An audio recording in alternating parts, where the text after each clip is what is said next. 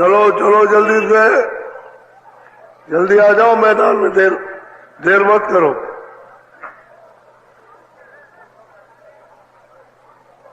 चलो चलो, समय होने वाला है।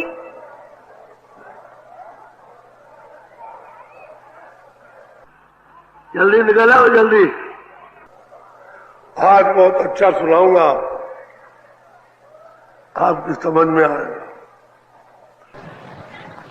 दौड़ के आओ, सब सिर पर धोती रखो, ये सत्संग है। बहुत लोग ये शिकायत करते हैं कि हमारा वजन नहीं बनता, और कभी कभी कुछ बनता है तो बिगड़ जाता है।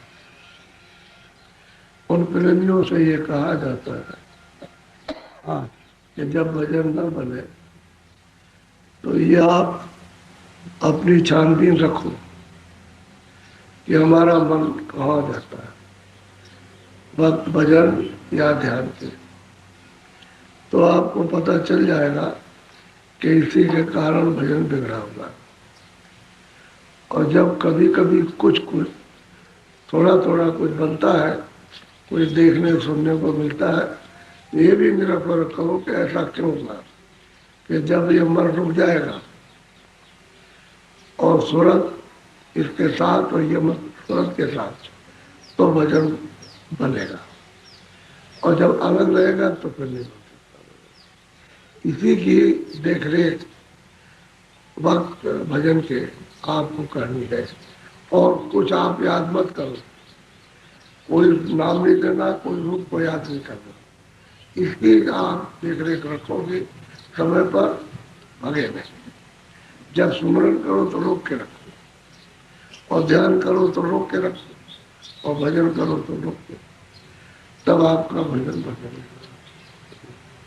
दूसरी बात यह है कि मन इतना उत्पाद क्यों करता है कि तुमने जिसका संग किया है वो लोग चंचल है, और चंचल लोगों का आपने साथ कर दिया, तो जो जो बातें आप सुनते हो तो आपका मन चंचल हो जाता है और भागदौड़ करने लगता है, उससे भी आपका भजन बिगड़ जाएगा। तीसरा यह है कि खान पान अपना शुद्ध रखो, शाकाहारी। इस बात को बराबर ध्यान में रखो कि भाई ऐसे कहीं बर्तन खराब जो तो शुद्ध शाकाहारी न हो, और आप मतलब ये तो उसका अगर अक्ष भी आ गया तो आपके मन पर, बुद्धि पर, अंतःकरण पर पूर्ण विकार होगा और चंचल हो जाएगा। काम, क्रोध, लोभ, अहंकार की तरफ जाना होगा, तो भजन बिगड़ जाए। हर चीज का थोड़ा बहुत अपना मतलब ये जरा सा सावधान रहना, और ये सावधानी का भजन है। थोड़ा सा भी सावधान रहोगे तो कर, और लापरवाही कर जाओ कि नहीं यार ऐसे ही होता, ऐसे नहीं होता, सावधानी बरतनी पड़ती, तब ठीक होता है। तो बहुत तरह की बहुत बातें, फिर इतनी बातें लेकर के आते हो घर से कि हमको ये तकलीफ है, लड़के को तकलीफ है, लड़की को तकलीफ है, पति को ये तकलीफ है, इसको ये तकलीफ हो, ये सब लेकर के जब तुम यहाँ गिरते हो, बाहर निकालते हो, तो उससे मन तुम्हारा चलायमान हो जाता, तो उस पर तो तुम्हारा ध्यान जाएगा नहीं। जो आपको बताया भजन ध्यान सुमरन के लिए, उस पर मन नहीं जाता, मन इसमें रहता, इससे भी आपका बिगड़ जाता, नहीं बन सकता। तो ये भी बात याद रखो कि आप बस इस तरफ से ध्यान हटाओ कि जो हो रहा है सो मालिक की मर्जी से होगा, होने दो, उसकी मर्जी पर आओ, उसमें हम क्या कर सकते। मान लो अफसोस करें, चिंता करें, फिक्र करें, तो होने वाला क्या कुछ नहीं, तो उसी पे छोड़ो कि जो हो रहा होगा और वो मुनासिब होगा, ये जो होगा वो हमारे लिए फायदेमंद होगा। ऐसा तुम मान के चलोगे तो धीरे से फिर तुम्हारा फिर भी भजन रास्ते पर आ जाएगा, बनने लगेगा।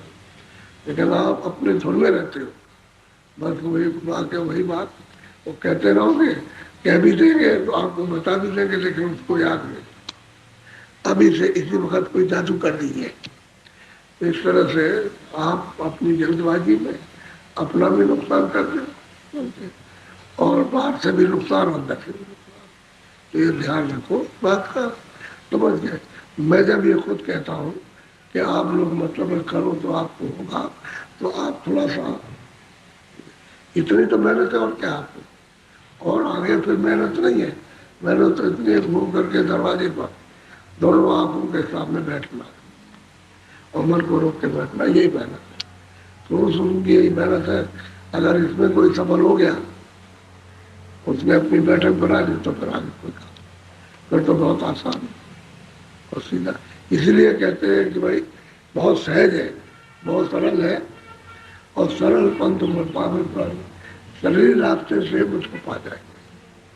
अब यह है कि आपने उसको इतना दुर्गम और कठिन बना दिया कि आपका मन ही नहीं टिक पाता, थोड़ा रुकता ही नहीं थोड़ा सा। बहुत कहते हैं, बहुत कहते हैं, बहुत समझाते हैं हर तरह से। अब तुम सत्संग तो मतलब यह है कि आए आधा घंटा पौन घंटा सुना, उसके बाद चले गए, फिर पता नहीं महीने बाद ही फिर आए तो थोड़ा सा इधर उधर, और फिर थोड़ा सुना, फिर चल दिए। 2-4 दिन खुराक लेना चाहिए। जब आते हो कि भाई हम जाए सुनेंगे और फिर उसको समझेंगे, पकड़ेंगे उसको, दूसरे दिन भी तब तो फिर पकड़ में आए तो भाई कुछ पढ़ा कुछ नहीं पढ़ा, चल दिए बात खड़े। अच्छा हमको आदेश दे दीजिए, हम जा रहे। भाई कब आए, कहने लगे अभी आए थोड़ी देर में, और अभी जा रहे। तो फिर भजन बड़ा मुश्किल होता, तुम नहीं बनते। भजन के निशाने पर नहीं आए, उसका आपने लक्ष्य भजन बनाने का करने का नहीं बनाया, तो लक्ष्य तो दूसरा, दूसरी तरफ में आप लगे हुए हो। तो सत्संग थोड़ा सुना पड़े थे। बोलो।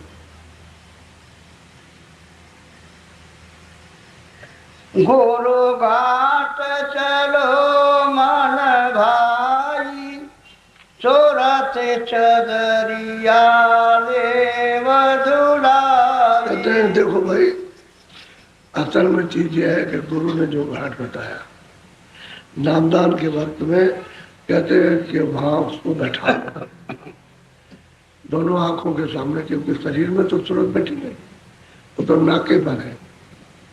ये किसी को मालूम ही नहीं है कि सूरत मतलब ये है कि शरीर के ऊपर है और नाके में। आप कहते हैं वो घाट पे ले आओ और यहाँ बैठाओ, तो सूरत एक चद्दर है। कहते हैं इसको गुरु से यहाँ बैठ करके धुलवा लो, तो उससे क्या होगा कि मन साफ होगा, बुद्धि साफ होगी, चित्त साफ होगा, और फिर अंतःकरण साफ होगा, और फिर सूरत साफ होगा। कहते हैं उससे धुला लो। सूरत तो एक कपड़ा सा है, चादर है। कहते हैं जो चुला है उसको धुलवा लो। अब वो धोने वाला धो भी आ गया, तो उससे धुलाओ। तो तुम कहते हैं घाट पर बैठो, मन को थोड़ा सा सीखो, बैठ जाओ, घाट पे बैठो, घाट पे बैठो। कहते कहते करते करते कहते कहते भाग जाता। कि रोज रोज कहते हैं चलो हम भागे, मन शांत नहीं जाता, नहीं तो अपन बड़ा फिसलती है खुरा पाती, वो भाग जाएगा तो संभाले नहीं समझेगा। इसी से तमाम लड़ाई, इसी से झूठ, इसी से चाल, इसी से कपड़, इसी से भगे, ये सब सिद्ध हो रहा। और ये अगर इसका शांत हो जाए तो काबू बच जाए। कहते हैं भाई मन को घाट पे ले और सूरत रूपी चुनर को गुरु महाराज से दुलाल को घाटी करेंगे। वो तो बैठा करके धो नहीं चाहते, उनके पास तो मतलब ये है कि साबुन है तो उसको धो दिया जाए, और बिना उस साफ के तो न मन पर कुछ और न सूरत पर कुछ और। वो भी अंधेरे में बैठी है, मानो इंद्रियों के घाट पर बैठा और भागा, उसे भी रास्ता नहीं मिलता उनको। कहते हैं ऐसा करो कि जहाँ गुरु घाट बता रहे उस पर आ जाओ। बोलो। सेवा साबुन दर्शन मंज, प्रेम कलील भराई। सेवा कहते हैं साबुन है, और दर्शन क्या है उसका मन। कि जब साबुन लगा लिया तो फिर रगड़ो उसको, साबुन लगा के तो साबुन लगा देते, जब उसको रगड़ते जो कहते हैं मंजन। कहते हैं कि सेवा और दर्शन कहते हैं महापुरुष। महापुरुषों का मंजन करना, उसी से तो सब गंदगी जाएगी। अब गंदगी तो जुग जुग की है, जब से आए तब से गंदगी लाद रहे हो, उतारने का तो कोई काम किया नहीं, गंदगी लाते रहते हैं बस। इसलिए कहते हैं कि प्रारब्ध कर्म है, संचित कर्म है, क्रियामान कर्म नहीं है। अब संचित तो जुगों के जमा है। अब ये जो करते हो आप, इसकी प्रारब्ध आगे बन जाएगी, और जो अभी आपको जो मिला है वो तो मतलब ये है कि ये भोग रहे हो इस शरीर से रोज, उसी का तो आप भोग भोगते हो, यही प्रारब्ध है। और प्रारब्ध जैसे ही श्वास के साथ खत्म होगी तो आगे क्रियामान का कर्म का हिसाब। अब ये और पहले के जो कर्म जमा है, जो छाट लिए गए, वो तो जमा के जमा ही पड़ेगा, उन पर क्या असर होने वाला। गंदगी कहते हैं सूरत भी सूरत, थोड़ा मन को घाट पर रोक करके रखो, और कहते हैं गुरु से धुला लो, तभी तो आँख खुलेगी। दिमाग ज्ञान चक्षु, तीसरा नेत्र जब ही खुलेगा जब मन को आप रोको घाट पर। अब ये कोई आँख पर रुके, कोई नाक पर रुके, कोई कान पर, ये वो नहीं, वो तो सूरत का घाट उनके ऊपर है, 9 घाटों से ऊपर है। अब वहां जाकर के रोको तब काम हो। अब बताते हैं कि भाई सूरत चेतन है और बाकी शरीर में इंद्रिया सब जड़, अब ये जड़ में फंसे हुए, तो आप चेतन की जगह इसको रोक करके लाओ तो काम आपका होने लगे। अब यह है कि तुम दोगे नहीं, गुरु से याचना फरियाद नहीं करोगे, बस नहीं हो। इसलिए कहते हैं भजन कर लो, मन को रोक के करो, मन को रोक के ध्यान करो, और रोक करके थोड़ा सा रुके रहो, 10 मिनट, 5 ही मिनट, 15 मिनट, जितना भी बन सके रुको। आप थोड़ा रुकेगा कल और ज्यादा, उससे ज्यादा रोज रोज रगड़ो, अतिशय रगड़ करे जो कोई, तभी तो कहते हैं साफ हो जाए। और फिर चंदन कहते हैं, चंदन से रगड़ होती है तो आग पैदा हो जाती है। ऐसे ही अब आप रगड़ोगे तो मालिक मिल जाए, और मालिक तो ऐसे ही मिलेगा रगड़ करने से। कर्म के पर्दे हट जाएंगे, सामने है, पर्दे रहेंगे, आंख तुम्हारी बंद है तो कैसे देख सकोगे। कर्म साफ होना चाहिए तो सफाई तुम्हारी। अब जिन्होंने कर्म साफ कर लिए उनकी आंख खुल गई, सामने दिखाई दे, सामने दिखता। इसी के लिए तो परिश्रम करना। थोड़ी सी चीज है छोटी, लेकिन पहाड़ है, समझने के लिए कोई नहीं समझ सकता, इतना है। और समझ में आ गई तो छोटी है, लेकिन कुछ नहीं था। न जानने के कारण तो घाट नहीं खोल सकते हो, और जान लिया तो कुछ नहीं हो। ऐसे ही होता है। तो सत्संग को अच्छी तरह से चेत करके उसको पकड़ो। अगर नहीं जैसे जब तक चित्त उसमें रमन न करे तब तक मन उसका संकल्प कर्म नहीं करता। तो चित्त उसमें रम जाए तो मन उसी का संकल्प कर्म करने लगे तो साथ दे जाए। इसलिए चेत करके सुनो, जान करके, ऐसे नहीं कि वैसे सुनते रहे और हमारा ख्याल आपका ध्यान और किसी चीज की आपको वही याद आ रही है, सुन रहे तो ना के बराबर है, कुछ नहीं सुन रहे। अरे सबको फेंक करके तब सुनो, बोलो। बचन की रे भाव की बाटी, बेर की अग्नि जराई। कहते हो इस भजन तो भजन में विरह होगा। जब विरह होती है किसी से मिलने के लिए, जब मिल जाए मिल जाए मिल जाए तो रोता अभी नहीं मिला, अभी नहीं मिला, देर हो रही है, देर हो रही है, तो विरह की भट्टी तो जला दो, क्योंकि रोने से ही काबू पे आएगा। जब रोना पड़ोगे किसी के लिए रो, संसारी किसी के लिए रोने लगो तो आपका मन कहीं भी जाएगा, सब जगह चढ़ जाएगा। जिसका लक्ष्य बनाया उसी की याद करो। तो मालिक के दर्शन दीदार के लिए मिलना तो होनी चाहिए, इसकी भट्टी तो गर्म होनी चाहिए। अगर ये भट्टी जल जाए तो ये सब वासनाएं उसी में सब समापन हो जाएगी। तो विरह बहुत जरूरी, और विरह से ही मालिक होता है, बगैर उसके नहीं। तो भट्टी जला लो। अब इसी को कहते हैं सत्संग। धीरे धीरे सुनते सुनते सुनते सुनते और सब चीजों को समझते हैं भाई कुछ नहीं, ये सब है क्या, ये माया की छाया का पर्दा है। अब आप इसी के साथ लगे हुए, इसी को कहते हो, देखते रहते हो, कहते हमारा, वो कहता हमारा नहीं है, वो कहता हमारा ऐसा है, कहता उसी को कहते हैं बच्चा है, तो उसे कहते हैं कि नहीं। और इसी में बस इसमें चला गया तो रोते रहो। अब वो कैसे मिलेगा? तो पर्दा है, माया की छाया का पर्दा है, वो आपके सामने था। जो तत्व था, यदि सूरज जो थे तो निकाल दी गई, उसकी आपको खबर नहीं कि सूरज क्या है, उसकी चेतनता क्या है, उसका ज्ञान क्या हो तो पता नहीं। तो लोग सा हो गया। अब इतनी बड़ी चीज और साधारण, तो बिना की भट्टी को जल उसको जलाओ, और सत्संग सुनते सुनते जल जाते, कुछ याद नहीं करता, आता नहीं है यार, तो निशाना बन जाता। देखिए कितनी जल्दी काम होता है। बोलो। बात नदी जाने सदन बहती, माले माले तामे में लगवा। आप संतों को समझा रहे हैं कि भक्ति नदी है, वहां दिन हमेशा बह रही है। कहते तुम चलो तो, और वहां चल के निर्जन रक्षा करो।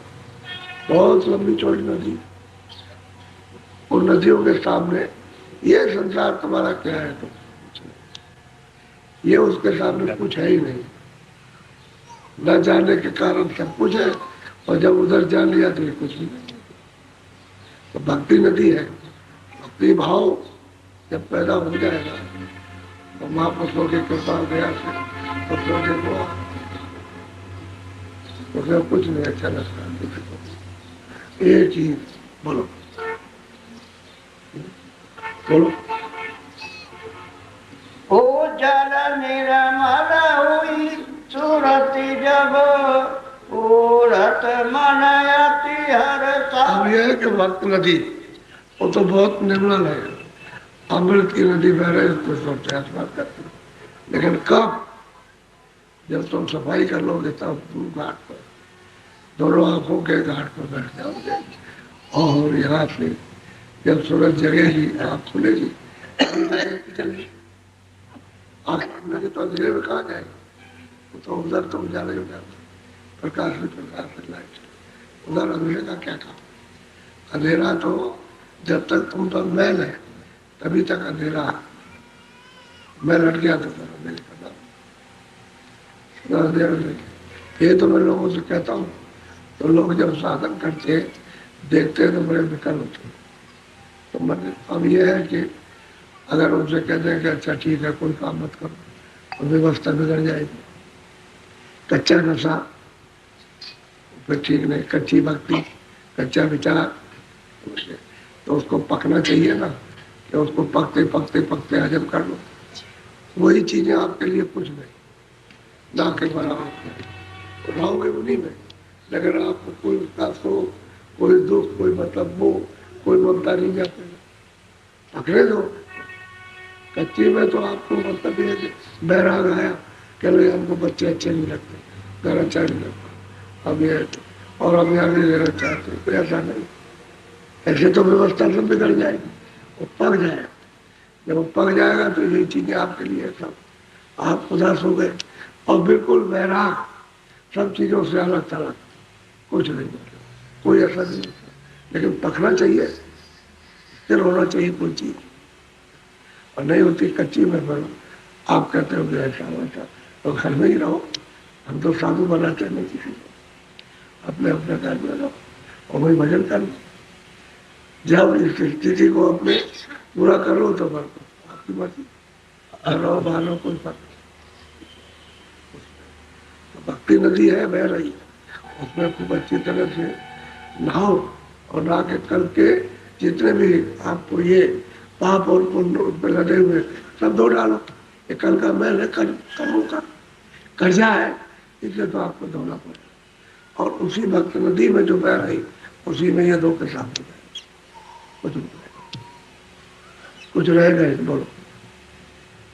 चला गगन पर मिला शब्द सग, चढ़त चढ़त त्रिकुटी।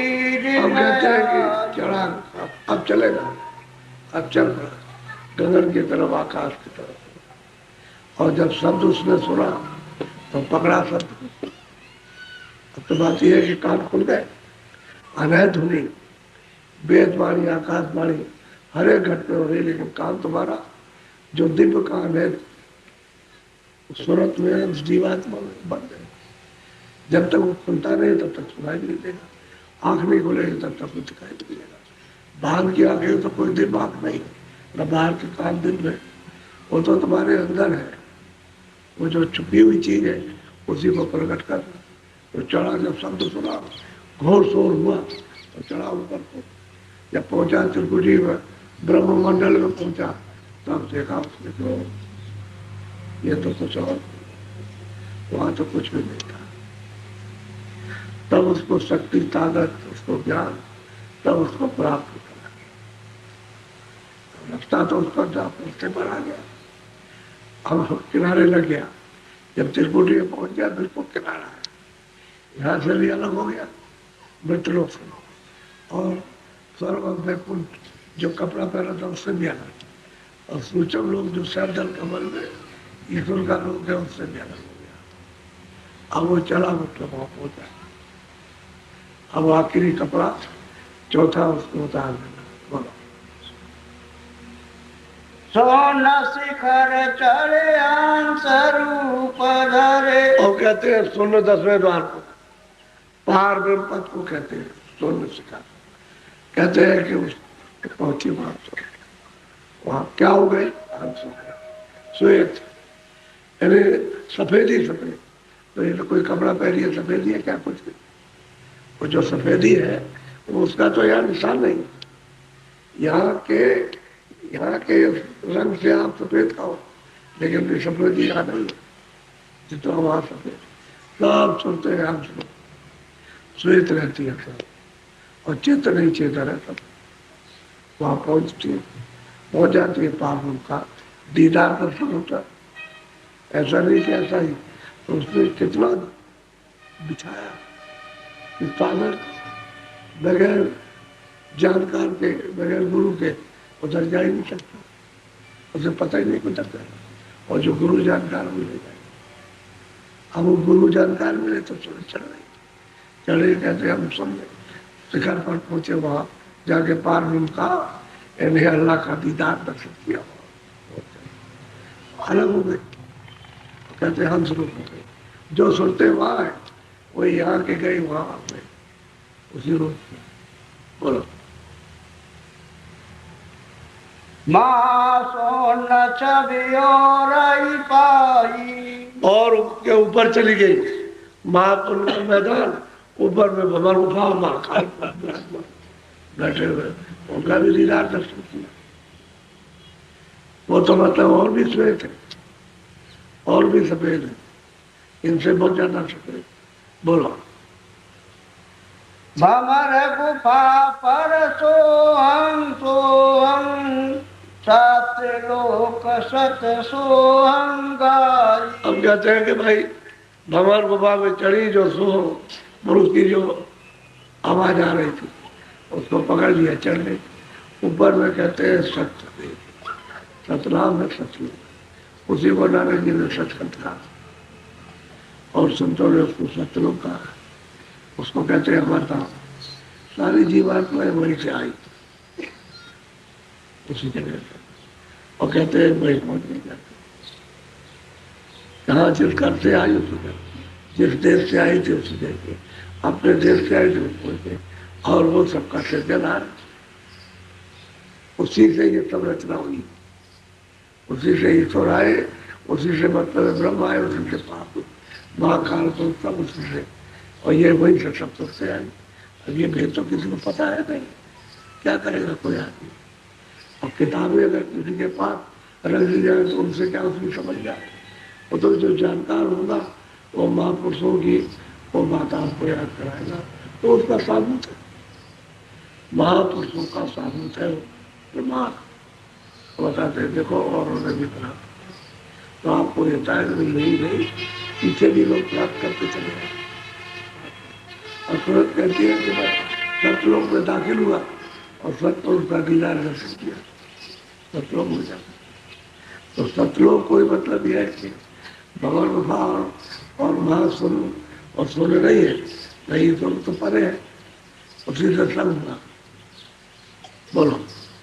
अलख अगम को देखत देखत सतगुर पूरे चरण जाय समाई। कहते हैं जो पूरा मालिक है वहां जाकर के उनके चरणों में समाई। वो अथाह है, अपार है, बेइतिहास का कोई समाप्त नहीं, ऐसा वो मालिक। तो आप एक छोटी सी जगह में न जाने के कारण उसको बहुत बार सोचते, लेकिन महात्माओं ने जो देखा वो तो कुछ है ही नहीं।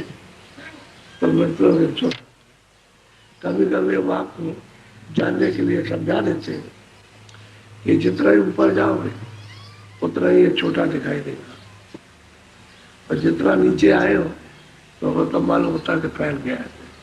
बाहर की आंखों से बहुत फैल गया, लेकिन अंदर की आंख से जब देखोगे ऊपर चढ़ करके तो बिल्कुल छोटा है, सामने। इसीलिए तो कहा है कि चाहे अमेरिका हो, चाहे चीन हो, चाहे जापान हो, या कोई छोटा मुल्क हो, कहीं भी हो, किसी जगह, सारे विश्व में कहते हैं कि जब मरते हैं तो वो एक ही जगह आते हैं, सब सोचते हुए एक ही जगह आते हैं, उनका हिसाब एक ही जगह होता है। कहीं से आओ तो एक ही जगह, कहीं जाने की जरूरत नहीं, वो तो बहुत छोटी जगह ही है, सारा विश्व बहुत छोटा है, तो सब वही पहुंच जाते हैं। उधर का भी यही आ गया, इधर का भी, क्योंकि वो छोटा है ना, जितना ऊपर जाओ तो छोटी चीज है, सब समेट करके आ गए, और जितने नीचे चले आए उसे कर। अब बाहर की आंखें ये पहला पड़े, अंदर की आंख हो जाए तो चिंता हो जाए, छोटी चीज है, ये तो बहुत छोटा था।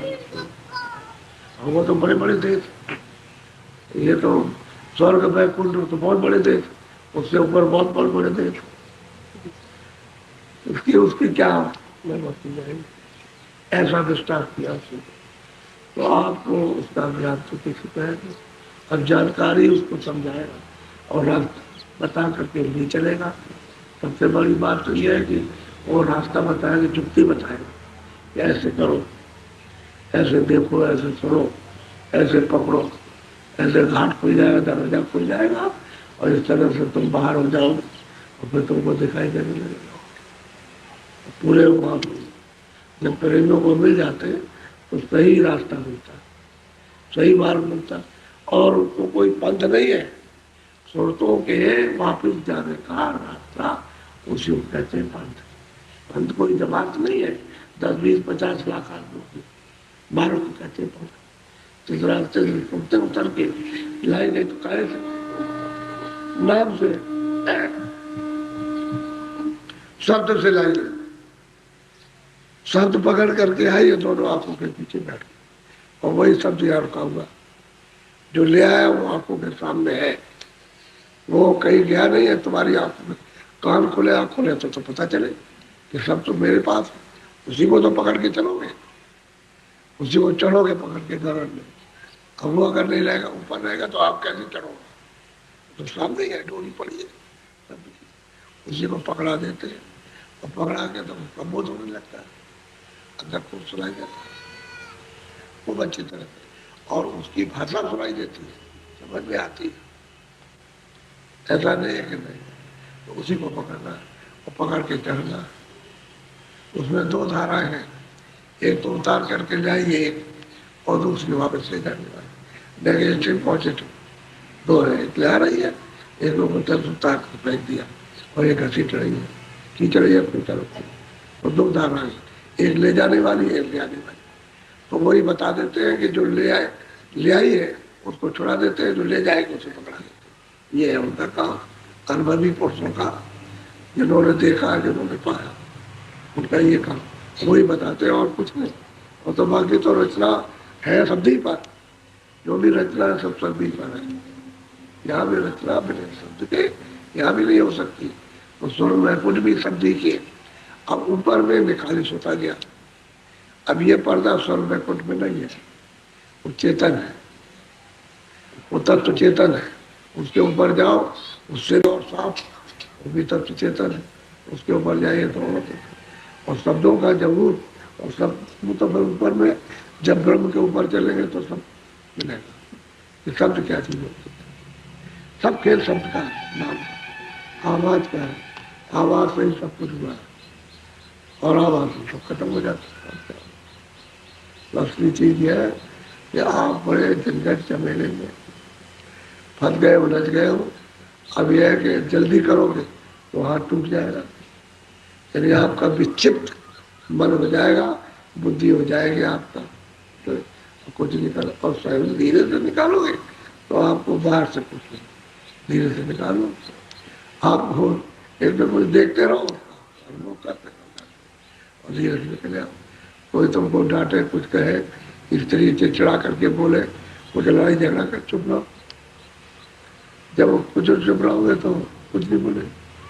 अगर आपने जवाब दे दिया तो लड़ाई तैयार रखी, दुश्मन से नहीं जाता, इसी में फंस जाते हो। तुम देखते रहो, जो कहे तो उनका मन है, वो अपने मन से लड़ रहे हैं, तुम क्यों उसके बीच में कूदते हो?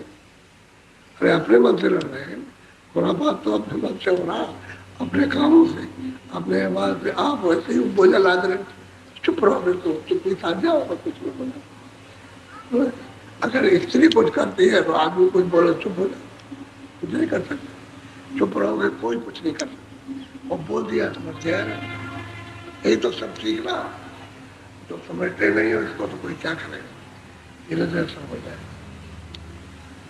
चल दोगे तो चल पाओगे।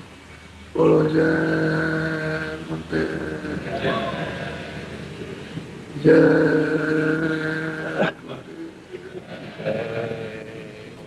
अच्छा थोड़ा भजन पकड़